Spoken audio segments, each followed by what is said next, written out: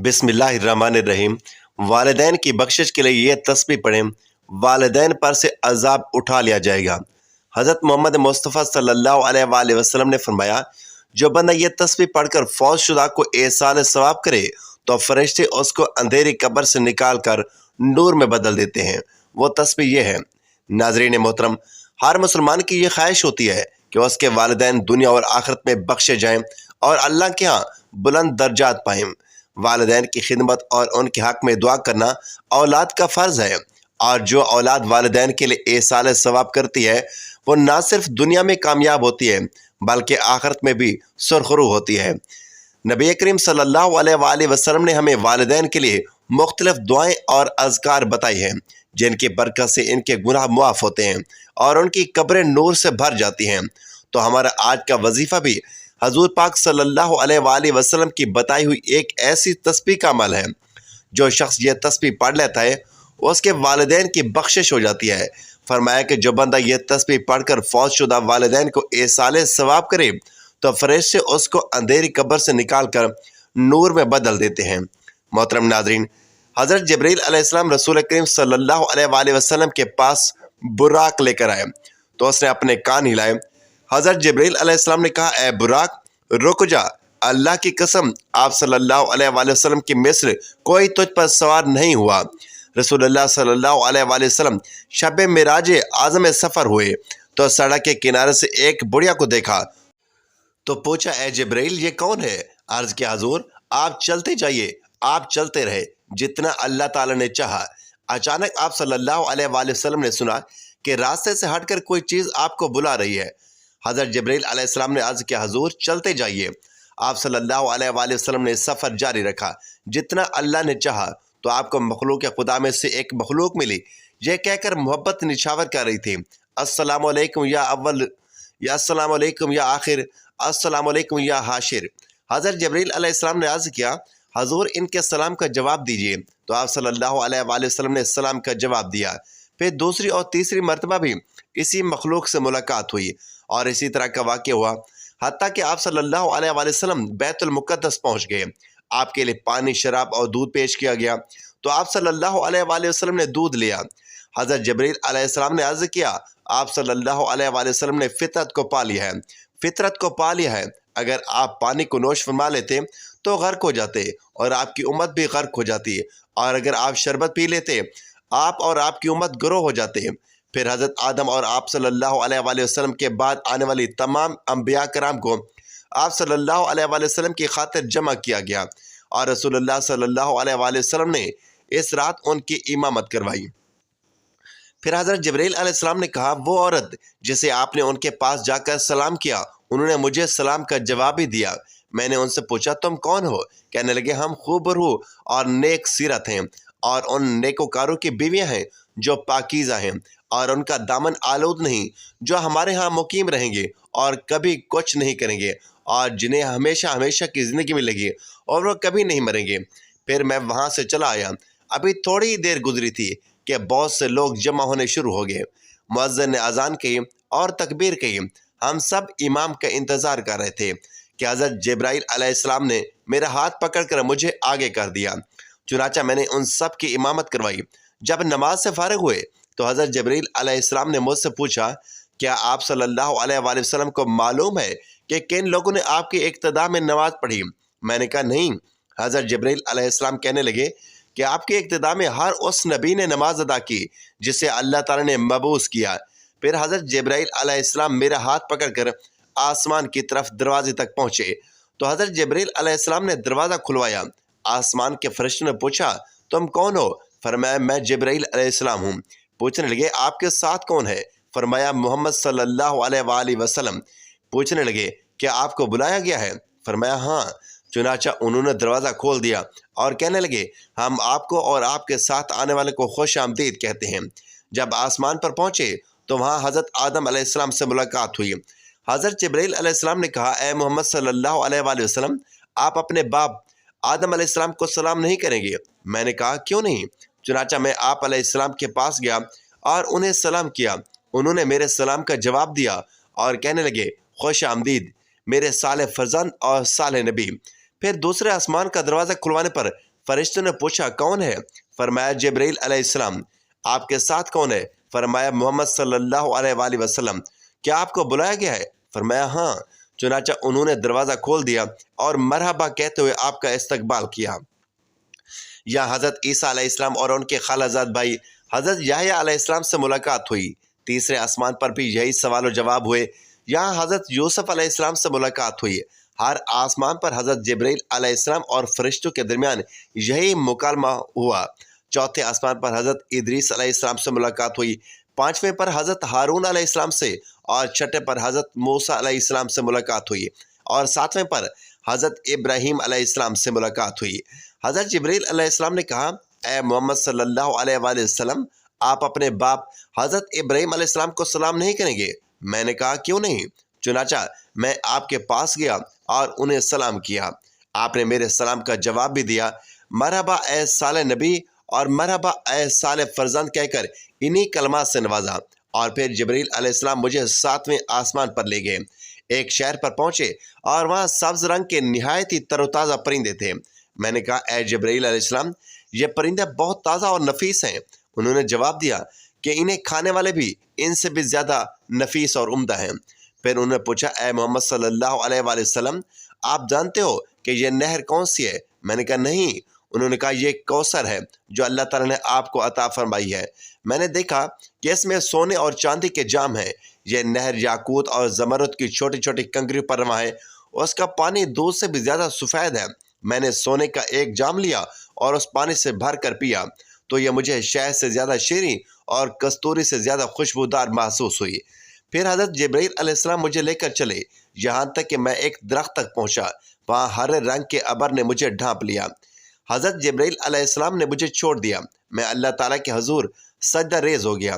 اللہ تبارک و تعالیٰ نے مجھے فرمایا اے محمد صلی اللہ علیہ وآلہ وسلم، میں نے زمین و آسمان کی تخلیق کے دن سے تم پر اور تمہاری امت پر 50 نمازیں فرض کر دی ہیں، اس لیے آپ اور آپ کی امت ان کی پابندی کریں۔ پھر بادل مجھ سے چھٹ گیا۔ حضرت جبرائیل علیہ السلام نے میرا ہاتھ پکڑا۔ میں تیزی سے چلتے ہوئے حضرت ابراہیم علیہ السلام کے پاس سے گزرا۔ انہوں نے مجھے کوئی بات نہ کہی۔ پھر حضرت موسیٰ علیہ السلام کے پاس آیا تو انہوں نے پوچھا اے محمد، کیا بنا کر آئی ہو؟ میں نے جواب دیا کہ میرے رب نے مجھ پر اور میری امت پر 50 نمازیں فرض کی ہیں۔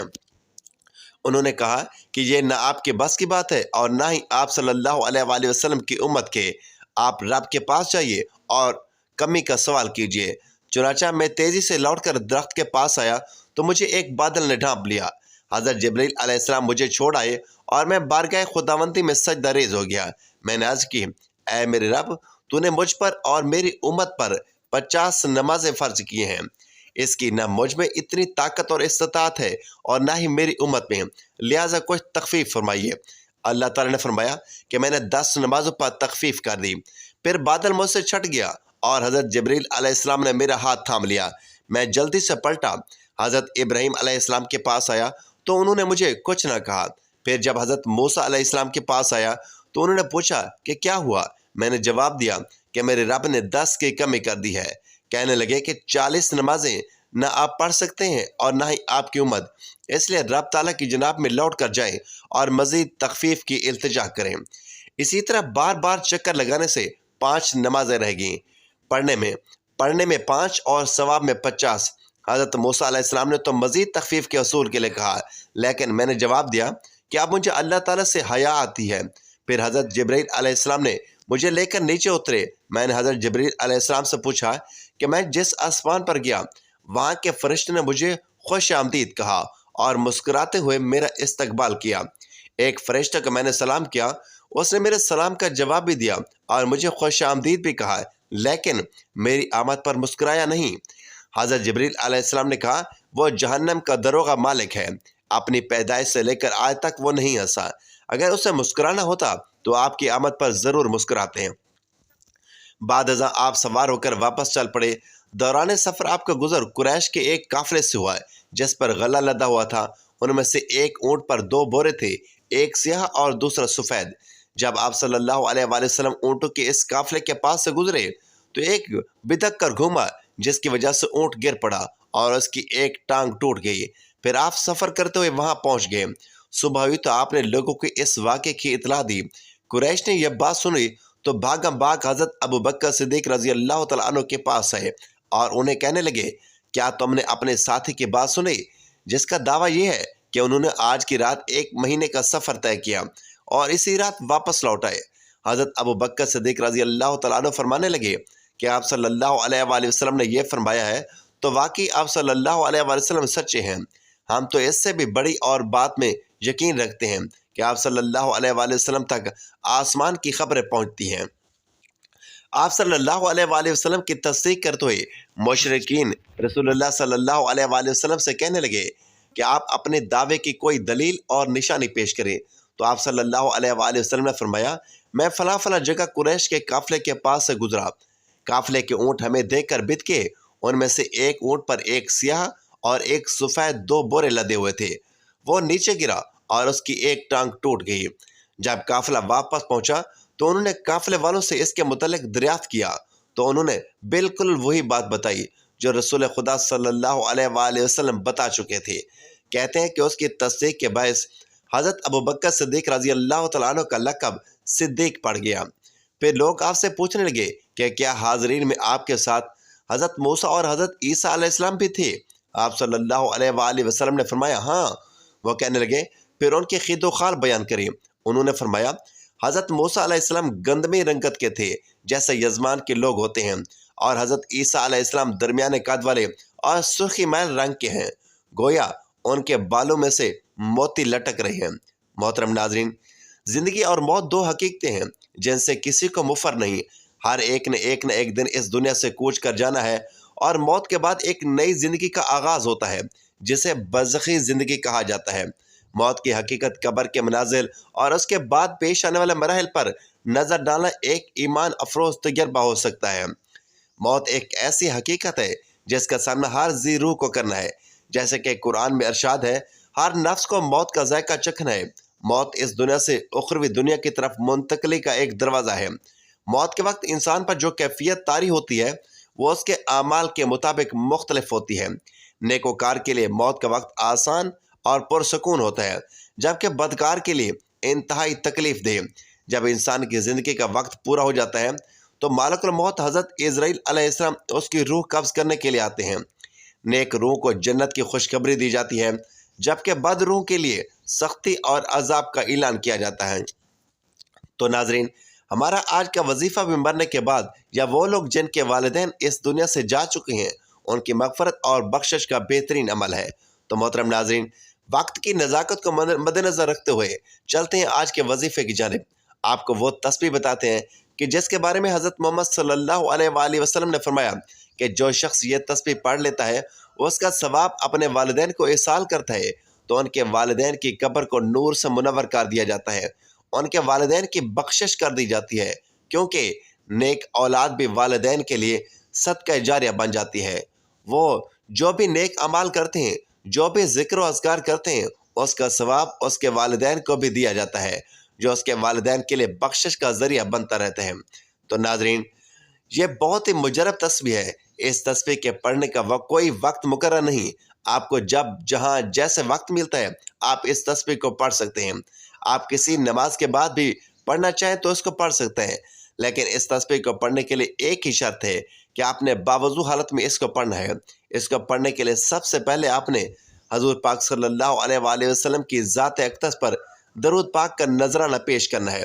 درود پاک آپ کو کوئی سا بھی پڑھ سکتے ہیں، آپ صلی اللہ علیہ وآلہ وسلم پڑھ سکتے ہیں، آپ صلی اللہ علیہ محمد پڑھ سکتے ہیں، لیکن درود ابراہیمی کی فضیلت و برکت بہت زیادہ ہے، اس لیے ثواب کے طور پر ایک مرتبہ میرے ساتھ بھی پڑھ لیں۔